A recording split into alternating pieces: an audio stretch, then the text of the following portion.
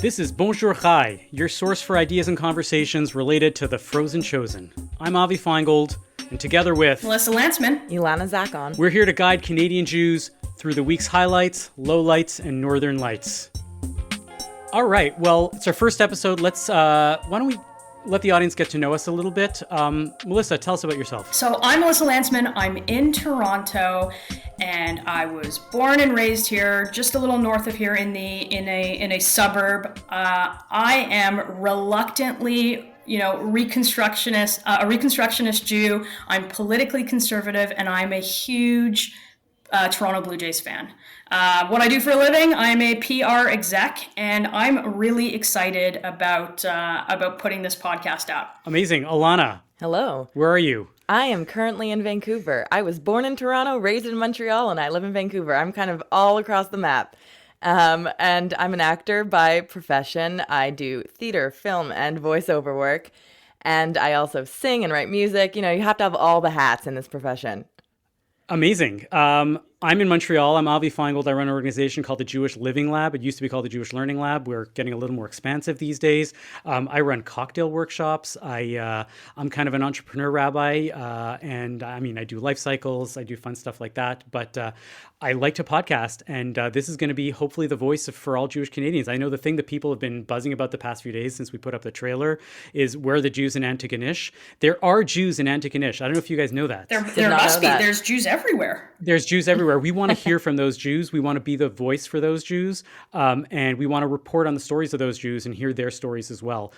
So hopefully over the next little while, we'll get to know you guys better. You'll get to know us better. And this will hopefully be an amazing conversation about current events, eternal events, all sorts of fun stuff. And that's it. What are you most excited about, guys? I love the idea of having a conversation with Jews across the country. We're a bit of a mixed bag here on this podcast, and I'm looking forward to hearing sort of those stories about how you connect to Judaism wherever you are in this country. We want to hear it. Excellent. Ilana, what are you most excited about? I'm really excited for the interviews. I think, especially right now in the times that we're in, it's so great to be able to kind of, ask the questions that we don't normally get to ask and get some really amazing guests on the show. I'm excited to pick their brains. Amazing. Yeah, we do have an amazing guest coming up today. Before we get to that, let's hear some of the news of the week. But before we hear the news of the week, let's get to our first sponsor. So today's episode is brought to you by our sponsor, Atelier Lou Bijouterie in Westmount, Quebec. Atelier Lou specializes in custom design jewelry as well as many lines including Anzi, Deacon and Francis, Dana Bromfin, and many, many more. If you're looking to upgrade your engagement ring or pop the question, come talk to Eric and design the ring of your dreams. Amazing. I love Eric. Eric's a friend of the show. Ilana, is a friend of yours. How do you know him? Yeah, I know him a little bit. Oh, okay. It's my mom's husband. That works. It's Jewish geography. Like we're all connected in some way, right? We do love Atelier Lou. AtelierLou.com is the place where you can go and check it out all online. They have amazing stuff. Excellent. So, some of the headlines this week have been so a full year after this episode aired, the Canadian TV show Nurses came under fire for a seemingly negative portrayal of Orthodox Jews. The McGill Student Society controversially tied a vote regarding the Uyghur genocide to Israel and Palestine. And there was a saga regarding a school renaming in Vaughan, Ontario that has finally come to a close. The thing that caught my eye this week was the renaming of a street in Ajax, Ontario, right? This is yet another renaming. This is interesting. So this all starts with a man named Adam Wiseman, who's been trying for months now to change the name of Langsdorff Street. The street's named for Captain Hans Langsdorff, who in 1939 was a commander of a Nazi warship, the Admiral Graf Spee. He sank Allied merchant ships in the southern Atlantic Ocean, carrying desperately needed supplies to Britain. He was respected by the Allied sailors because, get this, he allowed them to abandon their ships before he turned his guns on them. Right. And so great. That sounds wonderful. But in December 1939, his ship gets damaged. He puts all of his crewmen ashore in Argentina. He blows the ship up rather than continue a hopeless fight against a superior British force. And he commits suicide 3 days later, and he leaves behind a note that praises Adolf Hitler as a prophet. Interesting. But Wiseman goes and says, listen, he may be honorable and a nice guy, but he's still a Nazi. So Ajax apparently is named, all the streets are named after different things that happened, right? And different British warships that happened in World War II. They're named after a lot of Navy historical facts and ships and stuff like that. So I guess in a way it started in some way to make sense that this was the name of the street. But I mean, what do we think? Is this guy Wiseman right? This does not make sense. There's no such thing as a good Nazi. And look, like just on a serious note, taking action against, the glorification, frankly, of Nazis and specifically a guy who, remember, fought for one of the most evil regimes in our modern history. It is a good signal. It is a signal that we are concerned about hate. And I gotta say, like, there's a lot of people out there that say, we're not, the guy was peer pressured. He was just following orders. We can't reduce genocide to peer pressure. I don't know how many times people have to hear it. I don't know if we need to say it from the rooftops, but it's absolutely ridiculous. So good on Adam. Good on Adam for fighting the good fight. Also, I think it's kind of ironic because the town of Ajax is actually named after one of the British warships that fought against the Graf Spree. So it's a little ironic that they would name a street after someone who is completely against all the other streets that are named in this town. Just saying. That's just my 2 cents. Avi, where are you on this? I don't know. I mean, it's a no-brainer that they have to rename this. I was trying to game this out. It's okay. What's the other side? Like playing devil's advocate. Should we be going and renaming streets willy-nilly whenever we want or whatever like that? No, we shouldn't, right? We should have a valid reason. This is a valid reason for renaming a street. Okay, let's get that on the record. There is no such thing as a good Nazi. Right. It reminds me when I was in school, I had a teacher who was it was sort of a historical revisionist. This is like yeshiva. And he used to not like when people would call him Alexander the Great. He was Alexander the Pretty Good. Right. And I was like, I'd have a hard time imagining that there was the not evil Nazi, right? Even if that was the case, even if he was genuinely a not evil guy, right? The fact that he was praising Hitler 3 days before he died. Oh, yeah. And let's not name a street, but the lesson that I get from this, to take a step back, and the reason why I think there's so much controversy around sometimes renaming, is that we shouldn't be renaming things because of a negative name a negative piece in the naming, but we should be renaming towards. Right. And when we do those types of things and you rename towards a historical figure that is wonderful, then it's easy to go find a name of a street that is relatively controversial or that has some issue. And we can, say, let's rename it for a beloved figure. Let's go and say we're doing this because we love this person and not because we hated that person, because that's the one where you're always going to be like, well, hate is not good. Hate is not good. Let's get away from that. And let's start, let's find somebody, let's name it for, I don't know, who's the most lovable guy to come out of Ajax, Ontario. And let's just, give that person a street name and say, yes, you don't get to be, you're a good guy. We're going to name a street after you. Yeah. Look, I think I'm just going to add one more thing here. And I just think that, trying to reward what is possibly maybe somewhere in the minutia of an act of courage is a total revision of history. And I've seen so many times in the last number of years that this country has sort of torn down the real history of things to sort of rewrite it. I don't know. I just don't want to be a part of that. So, kol hakavod to Adam. Agreed. Is there a time when we shouldn't be renaming things? I don't think that we should erase history if we don't like it. And I think it's a huge disservice to those who need to learn about this. And there is a need to learn about this so it doesn't happen again. We all know that, but I think that message needs to come out loud and clear. I think the problem is naming it from the start. We should get a time machine, go back in time, and tell whoever decided to name the street Langsdorff. Nah. No good. I'm still wondering, it's got to have been a family member. Somebody was like, oh, yeah, he was a wonderful guy. Let's name a street after him. He was one of the good of people on the other side. And let's ignore the fact that he was a Nazi. Anyways, all right. So resolved. We are good on this one. We should be renaming this street. There is no such thing as a good Nazi. Agreed. Okay. Our main story today is about the recent news that Beth's Tzedec congregation recently announced a shift in policy, which would now allow same-sex couples to be married in the synagogue by its clergy.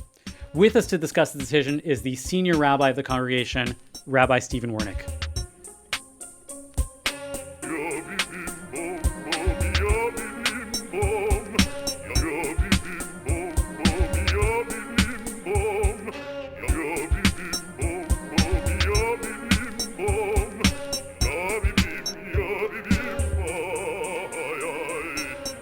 Welcome, Rabbi Stephen. It's nice to be here. Excellent.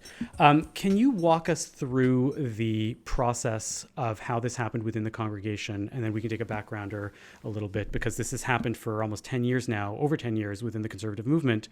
How does that happen at a congregational level? So the conservative movement, through the Committee of Jewish Law and Standards of the Rabbinical Assembly, actually passed tshuvot, or rabbinic responsum, that have allowed for same-sex weddings since 2006. Beth Tzedec in 2016 did some really important data collection of its own congregation as it was preparing for its future. Rabbi Baruch Friedman Cole, the longtime rabbi, was looking towards retiring within a 2-year period at that time. And so the congregation really wanted to understand what were the values and priorities of the synagogue and what were their hopes and aspirations for the future. And in that study, which was broad, more than 1,000 survey respondents, several hundred, 200 or 300 focus group individuals that were spoken to, and so forth, what was very clear was that an overwhelming majority of the congregation was looking for the synagogue to be more welcoming of what were previously marginalized communities, the LGBTQ plus community, Jews of color, disabilities, and so forth. And so those values were identified in that, and as they were planning for their future, they knew that whatever future rabbinic leadership they wanted one that would help them obtain what the congregation called fully inclusive halachic opinions. That was the language that the congregation used, which I think it's really beautiful language, and it expresses Beth Tzedec to a T. Beth Tzedec, as a conservative congregation, continues to maintain a fidelity to traditional Jewish practice, but yet at the same time, by using the language fully inclusive halachic positions, also understood that halakha is a living, evolving, sometimes revolutionary process by which Jews seek to understand God's will in the world. And so that's really where it started. Was that the congregation identified this as one of the core values of welcoming that it wanted to move towards in its next iteration of leadership. And so I've been at the synagogue now for a little bit more than 2 months. And in the search process, this was one of the questions we discussed at length. So tell me more about what fully inclusive halachic positions really means to you. I basically told them at that time, and every time the question was asked, that I was prepared to lead the congregation towards full egalitarianism, including the recitation of the matriarchs in the Amidah prayer that we do, and towards the officiation of same-sex weddings. So it was never really a question of if, it was really only a question of when. We formed, they had formed previously a task force on inclusion for the LGBTQ plus community. They had already been, since the time of the data study, they'd already been doing work with Pride Month and Pride Shabbat. They had formed an LGBTQ plus committee that was doing some programming and some engagement, but we ramped up our work to look at policies and procedures, training for board and staff for culture change, which is ongoing, and the last thing, and in many ways one of the most important things to be a fully welcoming community was to do same-sex weddings. What we learned in the task force is that you couldn't legitimately call yourself welcoming if you weren't prepared to celebrate love under the chuppah in a Jewish way. And so, the process was all these different steps: strategic planning, programming and activities engagement, a look at policies, procedures, training, and then it was just a question of when we get to this next point. And at the end of the the work of the task force. It was like, okay, this is all that's remaining. So the question is when. And so I worked with the ritual committee, the executive committee, and the board, to think about when we would roll this out, how we would roll this out, what were our concerns of potential responses from the community, and how would we message and respond to those concerns. And that's really what it was. I'm curious to know what kind of pushback you have received, because you said before that you planned for it, and has it been what you expected, and if not, in what way? Well, look, change is always hard, and Beth Tzedec historically has viewed itself as a traditional conservative synagogue. Conservative Judaism in Toronto historically has been more traditional, and so I think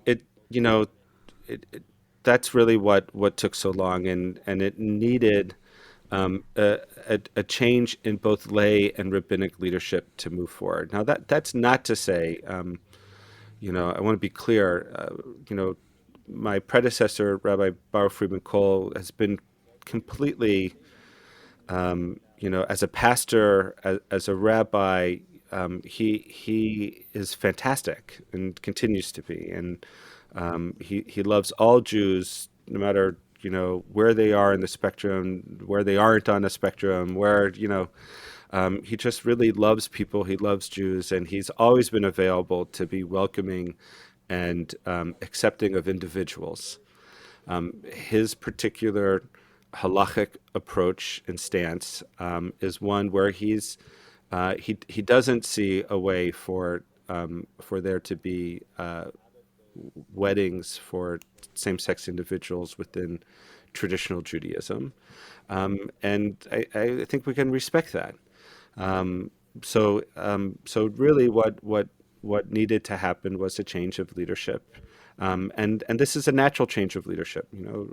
Baruch Fraiman had an illustrious 26-year career at Beth Tzedec, and the congregation, I think, smartly understood that moment of change as an opportunity to look not just for the new rabbi, but what are the values that we want to hold to the future, and what is the type of leadership we need to get us there. Rabbi, I've got to ask you, I've seen a lot of this on social media. The response has been overwhelmingly positive, and I've got to ask what I think many are thinking: what took so long? It's certainly been what I expected, but you always, when you're talking about a synagogue like Beth Tzedec, you're always like second guessing yourself a little bit. Is there something we missed? Is there some population we didn't hear from? Is there a silent minority that's suddenly going to, become very loud and vocal and so forth? And that has just not been the case. The case has been overwhelmingly positive. And I can give you, I'm a data geek, right? I mean, I love tracking these kinds of things because I think data decision making is smart. So I can give you some data on this, right? We send out 4,000 emails to members of our congregation and people that are adjacently connected to the congregation. We had a 65% open rate for that particular email, which is, if you know what average open rates are for religious institutions, it's usually about 14-15%. So 65% is like crazy, right? So it means about 2,600 people at the very least opened and probably read the letter.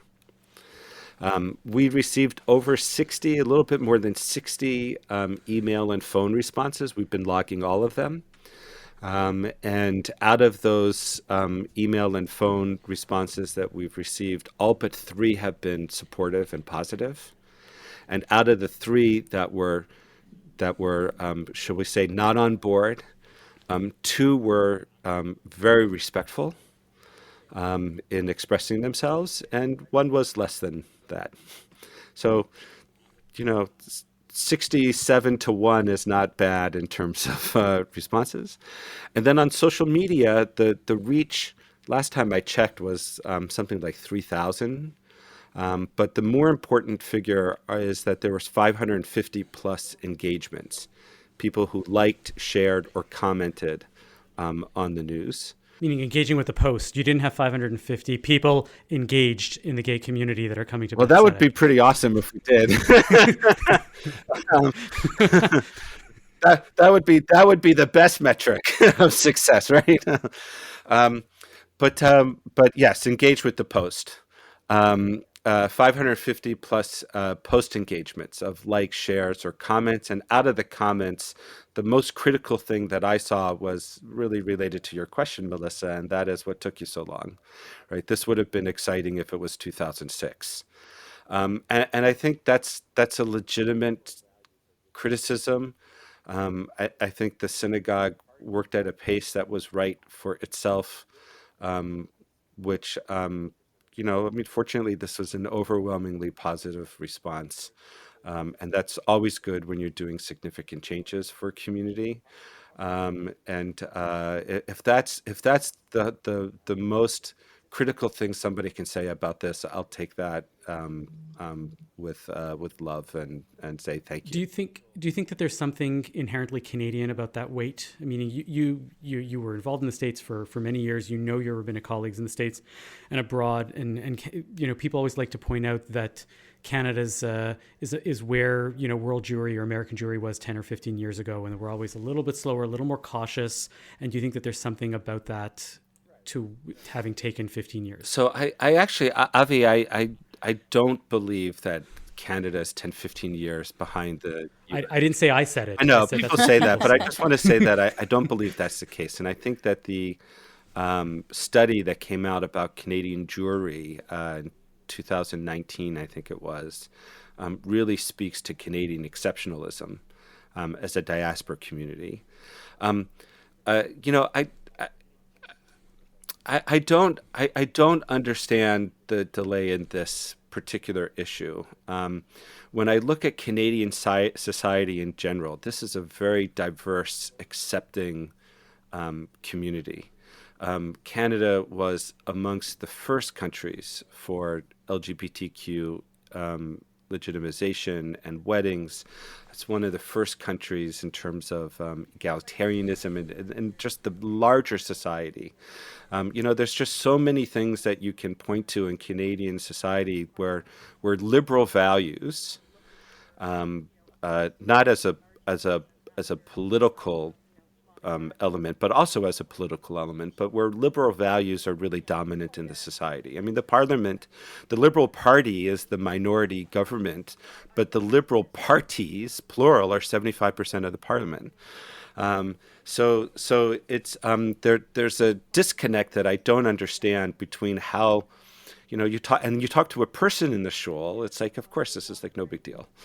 There's a disconnect between where a person is in their secular, general, cultural Canadian lives, and then when they walk into the synagogue, right? There's this expectation of the synagogue being traditional, and traditional Judaism, and so that disconnect, I don't understand. It's the line we say that the shul in Canada, the shul that I drive to has better be Orthodox. Right. The Israeli version is shul I don't go to as an Orthodox shul.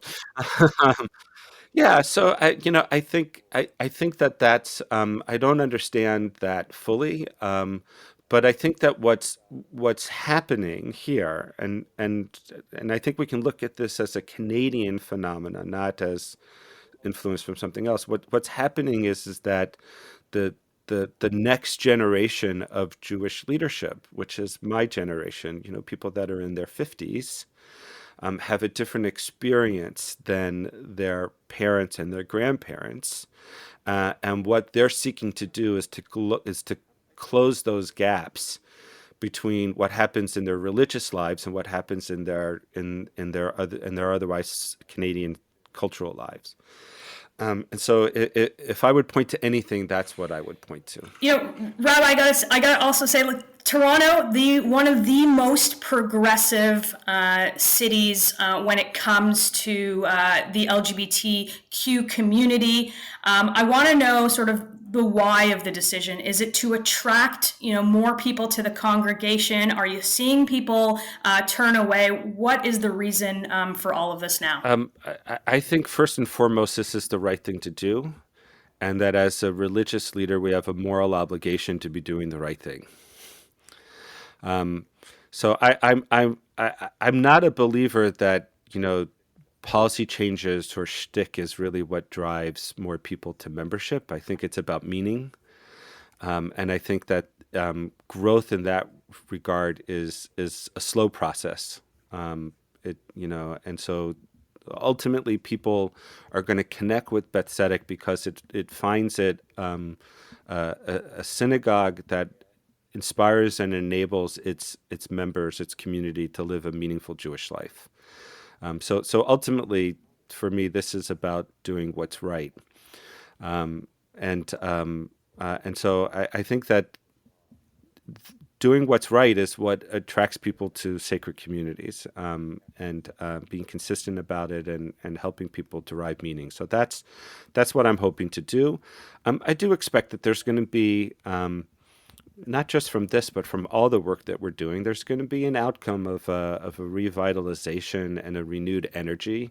And I'm hoping, especially amongst younger Jewish adults, that we'll be able to connect to.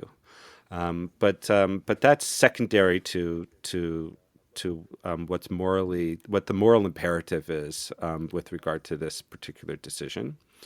And I also want to say, Melissa, the way in which we have a series of programs, educational awareness programs coming up in the next 3 weeks, starting on Monday night.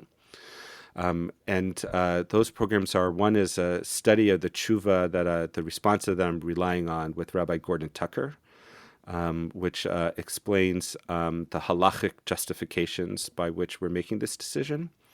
The second is a panel discussion with people of the LGBTQ community, with Yaakov Fruchter, our Director of Community Building and Spiritual Engagement, which is to hear the real stories of people that are impacted from this. And I think there needs to be a little bit of tikkun, of repair, that has to happen, because as you just hinted at in your comment, people have been excluded.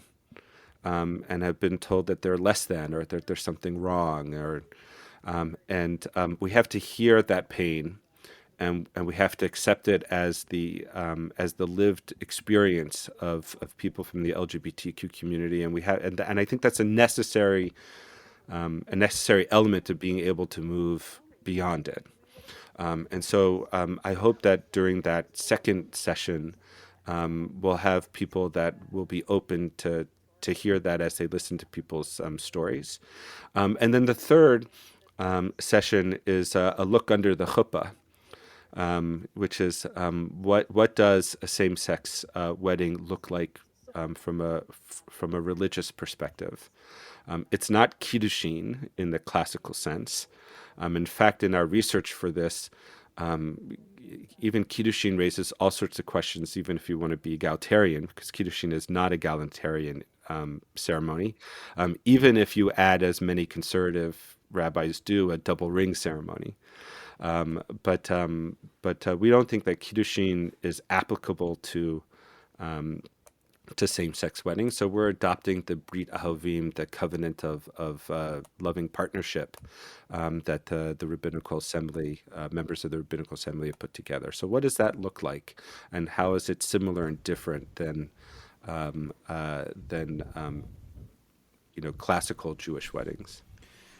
Melissa, did you consider looking at synagogues when you were getting married? And was it like a thing where you were like, oh, there's no real big synagogues that are doing this, so I guess I have to go to a hotel or something? Yeah, well, it's interesting because I come from a very welcoming congregation. So shout out to Habonim in Toronto. So there was never any questions. But I've been involved in the Jewish community in advocacy for a long time, and I had a number of rabbis say, like, how come you didn't call me? We would have done this. So that was an overwhelming response, and Rabbi, I can give you a video for a tutorial of what that looked like for us, because I think that this is this is a great move for the congregation, for something so traditional in the community as Beth Tzedec, to celebrate families and Judaism, and allowing more people into the fold to celebrate their Judaism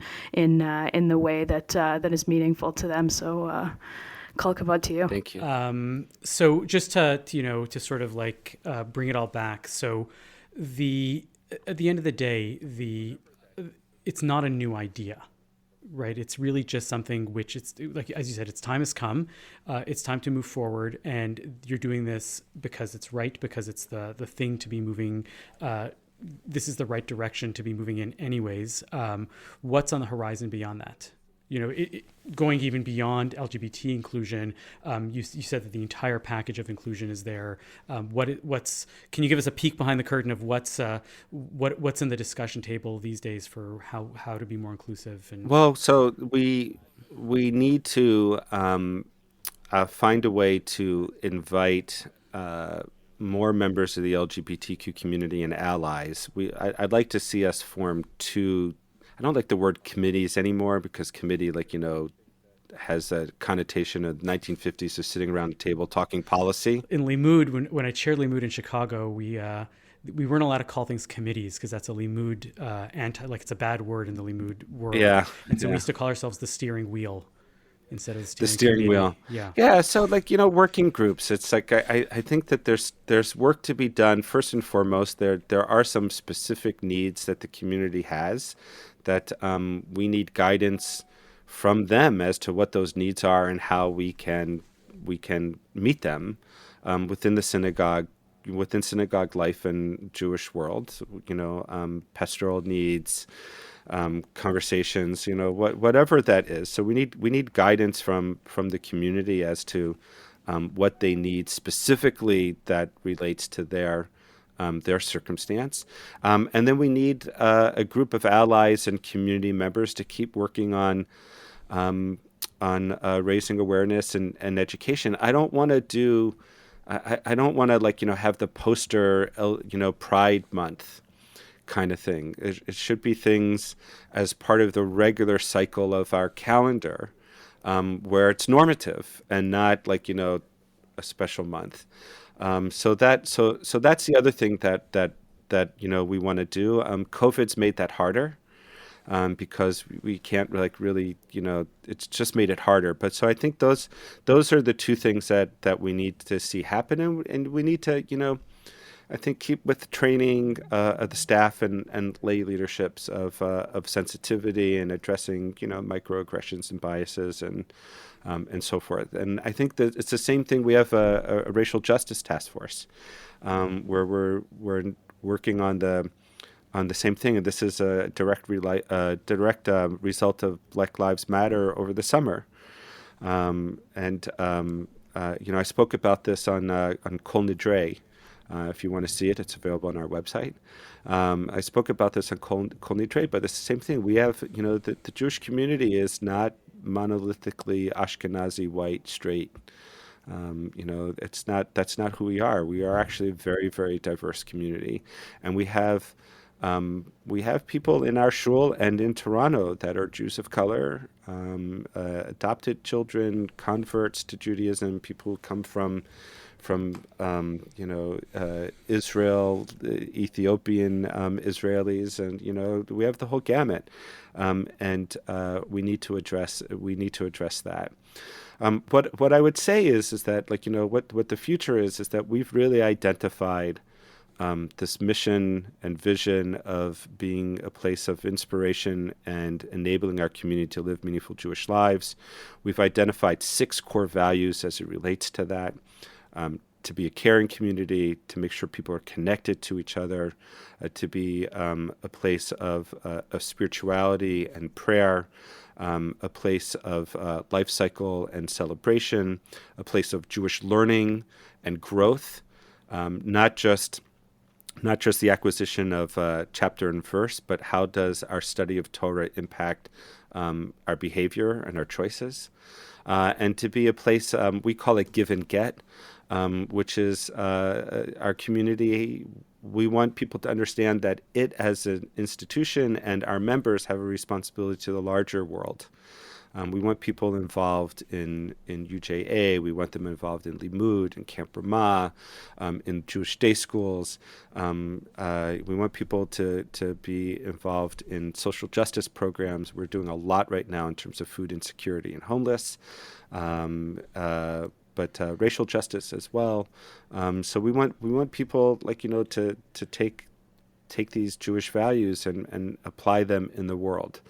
In all the different concentric circles, starting with their lives, the congregation, the Jewish world in the GTA, Canada, Israel, the world. A big vision. I'm curious. That sounds amazing. You talked about the diversity of Canada, which is very, very true. And I'm wondering if, looking at the other synagogues in the world that have adopted this policy of being more open and conducting same-sex marriages within the Jewish community, if there's been some kind of numbers associated with Jews from other denominations switching to the conservative movement in order to be able to partake in these kind of initiatives. Is that something that you're expecting or trying to engage with? So I don't know the answer to that question. I know that when one looks at the demographic data that looks at denominational affiliation, in Canada, Conservative Judaism is the largest denomination, followed by Orthodoxy, followed by Reform. Which is fascinating, coming from the United States, where it's actually in the United States now, it's just Jewish, followed by Reform, followed by Conservative, followed by Orthodoxy. And in the U.S., Conservative has lost, in the 1980s, it had 33% of the Jewish population. Today, it's like 18%. And there's a lot of reasons for that and so forth. But I personally, and as someone who used to lead the conservative movement in North America, I think the denominational discussion is not the right conversation. The denominations exist only to support a Judaism. So I'm more interested in talking about what are the values of conservative Judaism and how do we support them, both from the people who will readily identify as your core supporters, and then also reach out to marginal supporters and others. The conversation today, I think, needs to be about Jewish meaning and impact, and not about membership. Right? It's not about membership. It's about meaning. It's not about program. It's about purpose. And at Beth Tzedec, every program, every activity that we do, we're asking ourselves, what's the relational question that we're trying to get to, by which we can connect people? How are we caring for people? And how are we helping them discover another opportunity for adding meaning to their lives? And that's what we're focusing on at Beth Tzedec. And in our little corner of the world, so far we've been wildly successful about that, even during COVID. And we expect that once COVID passes, we're actually in a position to have some really exciting exponential growth. Amazing. So the learning sessions are going to be 3 consecutive Monday nights starting this coming Monday. We'll put the links up in the show notes for those of you who want to watch it. So the first one is with yourself. Then we have Yaakov Fruchter, and we have Rabbi Robin Fryer-Bodzin on the third one. Excellent. We look forward to it. Thank you so much for coming on here. Pre-registration is required, but you don't have to be a member to pre-register. Okay, there you go. Thank you so much, Rabbi Stephen, and we'll hopefully catch you again in the future for other good things. Anytime.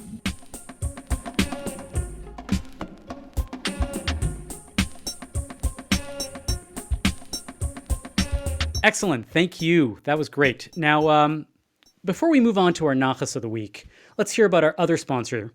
Securasure is the leading dealer in TELUS by ADT Security in Canada. They will protect your home or business from coast to coast with rates as low as $27 a month for a complete security system with camera. All installations are virtual. They send you an installation kit, and they have technicians on the phone and online to guide you through the process at your convenience, regardless of time zone. Use the promo code Chai to get a bonus offer at no extra charge. That's promo code Chai when you contact them via their website at www.secureassure.ca. That's SECUR assure.ca, or email them directly at info@secureassure.ca and use Chai in the subject line. Again, visit secureassure.ca and use promo code Chai for a very special offer. Let's move on to our Nachas of the Week, where we'd like to highlight something which has come across our radar and giving you some Nachas as Jewish Canadians. Alana, what's been giving you nachas? You know what? I just discovered some of the other podcasts that are being produced by the CJN, and I have to say, I'm really loving, these are a few of my favorite Jews. I love the title, I love the theme music, but I just love the concept. I feel like as a Jewish person watching TV, I'm constantly Googling, is blank Jewish, and then sending it to my mom, and getting really, really excited. So I really like the concept. I listened to the first episode the other day, and I thought it was super fun. Right now, I have to say, I think my favorite Jews are Abby and Ilana, not just because we share a name, and though I do love that, because before Broad City came out, nobody knew what my name was, and now they're like, oh, I get it, you're like Ilana from Broad City. I'm like, yep. I've been getting really into that show. Anyway, I'm pretty excited about that podcast. Well, this is a bit different, but the matzah hoarding is starting in the grocery store. I'm not somebody that attends gatherings at grocery stores, or frankly even goes there that often. But it's hard to believe that Passover is almost upon us, and we might again be relegated to doing this online. But I read an article, Hug It Out, a little Haggadah for kids. It's staying on the inclusion thing that we're talking about this episode. It's a new Haggadah for kids written by Toronto mother and daughter, Pearl and Maxie Richmond, that emphasizes inclusivity. And these guys say it's a love letter to children. I just found that so beautiful, and it's anchored by tradition, and it explores ideas of diversity and empathy, and I think that we could use a little bit of that in the world. It introduces new concepts that are sometimes kind of hard to talk about, particularly with kids, like feminism, poverty, the Holocaust, and it's a reflection of like what actually is happening in the world today, and that's not a bad thing. And here's my favorite part of it. It is, the Seder ends in singing of Hatikva, and I think anytime that we can make kids more Zionist, the better. So kol kavod to the Richmond duo for this big thing. I'm going to get a copy and I'm going to spread it around. Wow, wait, so this Haggadah is called the Hug It Out Haggadah? Yeah, is that amazing? Oh, that's a great title. I love it. I got to get myself a copy. I love collecting Haggadahs. I'm sure we'll talk more about Haggadahs and my Haggadah obsession in future weeks. But that's great. I love it. This is something I didn't know about you. I didn't know that you had a Haggadah obsession at all. So I look forward to diving into that. So I have like dozens. Probably less than 50, but there's 50, probably less than 50, but definitely more than 30. That's a lot of Haggadahs. Please, there's somebody I know in Chicago who has the world's largest collection of Haggadot. We're talking multiple thousands of volumes. That's become his thing. He has, probably the greatest collection of Haggadot in the world. It's really fascinating to see. But Haggadot, Passover's coming. Get your dust off your Haggadahs. Interestingly, my Nachas of the Week is actually also a kid's book. Sigal Samuel, who is a friend of the program, wrote a book. She's actually a staff writer at Vox, but she's originally a Montrealer. She wrote this wonderful book called The Mystics of Mile End, but she just came out with a book called Osnat and Her Dove, the true story of the world's first female rabbi. It's about a young Iraqi woman several hundred years ago who became a Torah scholar and was, in Sigal's opinion and history's opinion, likely the first woman to be trained and treated as a rabbi. And this is written as a kid's book. Wonderfully illustrated. I highly recommend it. It's available. It is the #1 release in children's Jewish children's books on Amazon. Go check it out. Osnat and Her Dove by Sigal Samuel. I loved it. And we all, like I said, we like Sigal here. I'm into it. Excellent. Pump up the kids' book collection. For sure. I mean, I am married to a female clergy member, so I'm a rabbi and a rebbitzin. That's my claim to fame. So I kind of had a vested interest in this book, but it's excellent anyways. So before we close out, we'd like to take a moment to hear from a dear old friend of the show, Melissa, Ilana. Is it important to hear from Bubbies? But Bubbies, totally. Bubbies know everything. Definitely. What do you think? Let's take a moment to hear what Bubbe Golda has to say. There are lots of things going on in the news in all of Canada for all of the Jews. You might need some help to digest the press. Here's what Bubbe Golda says. Bonjour Chai. My name is Bubbe Golda, and today I'd like to talk to you about modernizing the Jewish view of homosexuality and encouraging rabbis to officiate same-sex marriages in Canada. Why is there still resistance to making this change? When the Bible talks about homosexuality being an abomination and in the same category as incest and bestiality, please. There are lots of inhumane, outdated guidelines we don't follow from the Bible anymore for good reason, like stoning people to death for not believing in God. Can you imagine? And the point about how sperm should only be used for procreation. Now, don't lie to Bubbe.